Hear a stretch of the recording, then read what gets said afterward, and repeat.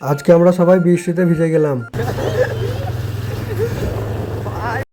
আজ বিকেলবেলায় রেডি হয়ে একটু পাড়া দিয়ে বেরোলাম। আজকে ওয়েদারটাও অনেক সুন্দর ছিল। পাড়াতে গিয়ে কিছুক্ষণ বসে সবাই মিলে গল্প করলাম।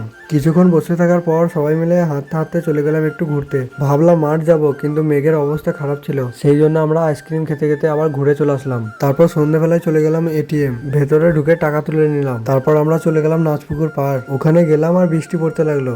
সবাই মিলে এক জায়গায় দাঁড়িয়ে বৃষ্টি থামার অপেক্ষা করতে লাগলাম। কিছুক্ষণ পর দেখি জোরে বাতাস দিতে লাগলো আর প্রচন্ড জোরে বৃষ্টিও পড়তে লাগলো। তারপর দেখি হঠাৎ করে কারেন্ট পালিয়ে গেল আর আমরা সবাই দাঁড়িয়ে দাঁড়িয়ে বৃষ্টি ছাড়ার অপেক্ষা করতে লাগলাম।